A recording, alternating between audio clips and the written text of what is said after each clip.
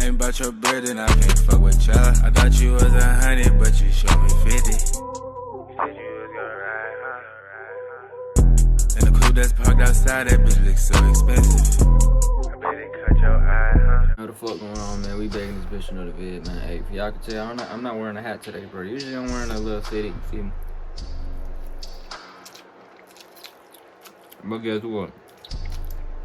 We got that motherfucking ramen noodles, no cap. Hey, we finna hop into the video, though, bro. You feel me? If y'all don't know, I'm posting 20 videos today, bro. I'm posting 20 videos today, bro. You know what I'm saying? Tomorrow I'm finna post 21, then 22, then 23, then 24, you feel me? We're just gonna keep this trend going and posting one more video than the day before. If y'all don't know, this video is dropping at...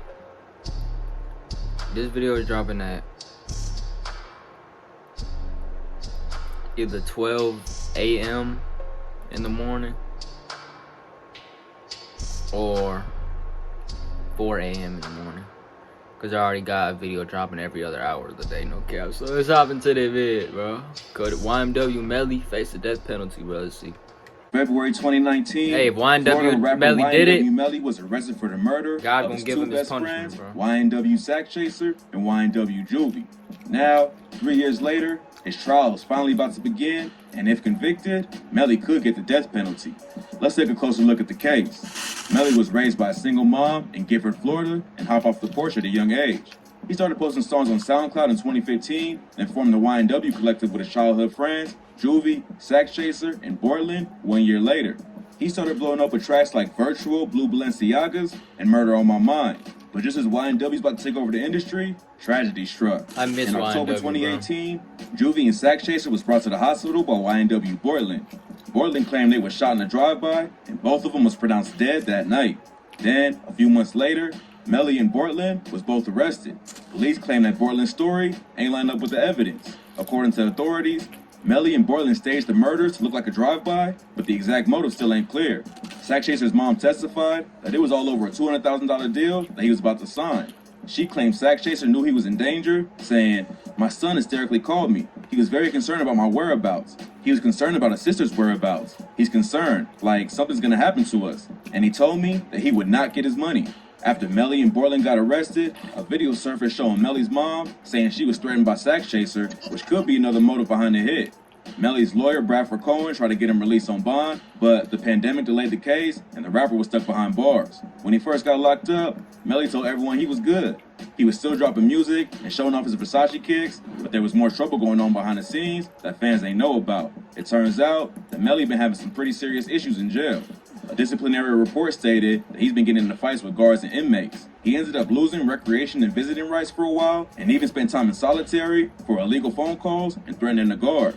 Then he flooded his cell on purpose and got sent back to solitary. Then, in February 2020, Melly got into a fight with 5 other inmates and was hit with new charges. Plus, he was stuck in solitary for another 30 days and lost his privileges again. Melly never had a chance to post bail, but a judge released Bortland on a $90,000 bond in May 2020 and put him on house arrest. Instead of keeping his head down and enjoying his limited freedom, Bortland visited 2 strip clubs in Miami and got arrested for violating his bond agreement. Fans been in the dark for 3 years about Melly's trial, but it looks like we finally gonna find out what really happened that night. The trial was supposed to begin on April 4th, but now it's been pushed back because of unresolved legal issues.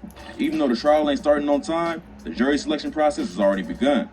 Depending on how long the jury selection takes, the court could start bringing in witnesses next month, but there's been issues on that end too. Melly's ex-girlfriend and her mom were supposed to show up and testify in court, but now they can't be found. Melly's manager allegedly paid the ex $5K, and she just did. Melly's mom also paid her car payment, but his legal team says they were still dating at the time, and that's why she was giving the money. There's no concrete evidence that he paid her to stay quiet, but witness tampering is something the courts don't mess around with, so the prosecution will definitely be looking into it. There is also a witness who claimed Melly and Bortland hid the gun used to kill Sack Chaser and Juvie, but that witness goes to the prosecutors too. These testimonies could have a major impact on the case, but no one knows if the witnesses will actually show up when the trial begins. Witnesses are crucial, because most of the evidence is circumstantial. One important detail is that Melly's cell phone was allegedly in the area where the murders went down, but Bortland showed up to the hospital without him.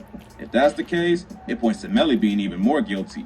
There's also 66 pages of DNA evidence that the Broward Sheriff's Office Crime Lab collected. No one outside of the legal team knows what's in the documents, but it might be evidence related to an oral swab that the state requested in 2021. There was a yellow jacket found in the trunk of Portland's car, and the prosecutors wanted to determine if Melly's DNA matched what they found on the jacket. In April, Melly's case took another hit when a judge ruled that his tattoos can be used as evidence against him. The prosecutors are trying to prove he's a gang member and that his street ties was a factor in the murders, but there ain't been much public evidence to prove he's even affiliated. A gang cop who's working the case claims that Melly swore a loyalty oath to the Gangsta Killer Bloods, but we probably won't know the full story till the trial begins. One of Melly's ops also said he's affiliated with the Bloods. A Florida rapper named Crucial told Complex that Melly's a member of the G-Shine set of the Bloods. He explained he's loosely affiliated with the Bloods. Every time you see him in the videos, he's throwing up the signs and disrespecting who he's disrespecting.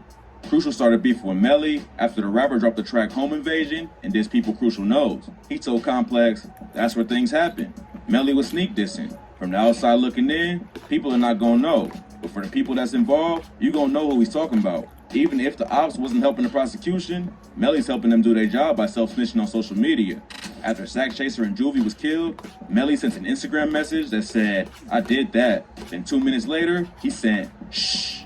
There's no concrete evidence to link the messages to the murders, but the timing is questionable enough for the prosecution to bring it up in court. The fuck? To make matters worse, the person Melly was messaging later sent, "It's a Sig 9 on the market," and Melly replied, "I want it." Then the seller allegedly named a price for the gun and said, "It's $460. So the messages make it seem like Melly killed his homies, bragged about it, then tried to buy another gun, all in the same day. Right now, these are all just allegations, but it definitely ain't a good look. There's also forensic evidence that the public don't know about. Everything from the gunshot ballistics to footprints left at the scene have been admitted into evidence, and both sides of the case will be bringing in experts to go over every little detail. Once the trial actually starts, it'll take around a month for both sides to present their case. But this is a death penalty trial, so if Melly gets convicted of the murders, there will be a second phase of the trial a few months later. The entire point of the second phase is for the jury to decide if Melly deserves a death penalty or if they'll just give him life in prison. Melly's legal team already has a list of relatives and psychiatrists ready to stand trial, but hopefully it don't get that far. Melly's trial being a death penalty case also makes jury selection more complicated. The state needs jurors who are open to the death penalty, but not anyone that's too enthusiastic about it. Facing the death penalty is bad enough, but Melly also has family drama going on now too. Melly's homie, YNW Green, recently hopped on Instagram Live and aired out Melly's manager, a 100K track, for ripping off his mom, Jamie King, and brother, YNW Slime. At first, it sounded like another rapper was getting taken advantage of by their manager, but then Melly set the record straight on a phone call from prison and called his own mom a liar. He said, "Man, listen, everybody who entertaining that shit or whatever going on, bruh, that is not what it is, bruh. My mama be lying. My mama got anxiety issues. Her ass triggered, bruh. You know what I'm saying? She feels some type of way because she feels like my brother's supposed to be bigger or whatever, bruh. Nobody bucking my brother on no money. If Track f***ing my brother on money, that mean I'm f***ing my brother on money. And I never do that to my little brother." Everybody who entertaining that shit or whatever going on, bruh, that is not what it is, bruh. My mama be lying. My mama got anxiety issues. Her ass tripping, bruh. You know what I'm saying? She feels some type of way because she feel like my brother's supposed to be bigger or whatever, bruh. Nobody fucking my brother on no money. If Track f***ing my brother on money, that mean I'm f***ing my brother on money. And I'll never do that to my other brother. Melly says Track's been the one holding it down for him while he's locked up, and that he's the only person he can really trust. Even though he cleared it up for the fans, the situation's obviously affecting him. Melly said, "I'm fighting for my life right now. I got more shit going on." You get what I'm saying? But all that shit they talking about is not what it is. Jay Green is out of pocket. He don't even know what's going on. When family gets involved in business, things can get messy quick. But after Melly called out Jay Green and his mom for lying about the money issues, Track went on the Tippy Toe podcast and let everyone know it's all love between him and Melly's family. He said, "Listen, I love B-Slime. That's my little brother. Don't get it twisted. And like I said, Jamie, that's that man's mother. We're always gonna be cool because I gotta stand by my little dog too. It's all love." Melly's mom, Jamie, later said she loves him no matter what, but she's completely heartbroken over the situation. Luckily, it seems like the beef between all of them ain't too serious, because Melly needs all the support he can get right now. As of now, most of the evidence in this case sounds circumstantial. Without a murder weapon, surveillance footage, or a recorded confession, it's gonna be tough for the prosecution to convict him for 2 murders. A big part of the trial is gonna come down to who shows up on the witness stand. If the unknown witness who allegedly saw Melly and Borland hide the gun testifies, it could be over for Melly. And if the prosecutors are able to prove that he tampered with a witness by having Track pay his ex 5 bands, that's gonna make the situation even worse. But most of the evidence that the jury will see ain't been made public, so it's tough to say what really went down. Unless the trial gets pushed way back for some reason, the first phase should be finished sometime in the summer. Then, if he's convicted, the second phase is scheduled for September 12th. Hopefully, his name will be cleared if he's really innocent. Sack Chaser and Juvie was 2 of his best friends, and the alleged motive is suspicious too. If Sack Chaser was about to sign a $200,000 label deal, why would Melly want him dead? It ain't like that money was gonna go to Melly instead if Sack Chaser was gone. The other rumored motive was that Sack Chaser threatened Melly's mom Jamie with a gun, so Melly took him out. But the only evidence that ever happened was Jamie talking about it on live. And after the drama between her and the 100K Track, Melly made it clear that she got some legit mental issues going on and can't be trusted. Melly and his team seem pretty confident they can beat the case, but the prosecution wouldn't be seeking the death penalty if they ain't think they could convict him. Hopefully, he'll get a fair trial and the actual truth will come out, but we're gonna have to wait a little longer until we know the full story. This case is still developing, so tap in for updates. Hey, bro, this shit crazy as fuck, bro. I ain't gonna lie. This whole situation is crazy as fuck, you feel me? But I just know, I have faith in God, you feel me? I feel like the truth gonna come out, you feel me? God gonna let the truth come out. God gonna take care of this whole situation, man, you feel me? And yeah, I believe, man, if he ain't coming back, if YNW ain't coming back, then he did it, bro. You know what I'm saying? If he coming back, then he ain't do it. You feel me? That's just how I'm thinking. But look though, bro, I love y'all. God bless y'all. I'm finna see y'all in the next motherfucking vid, bro.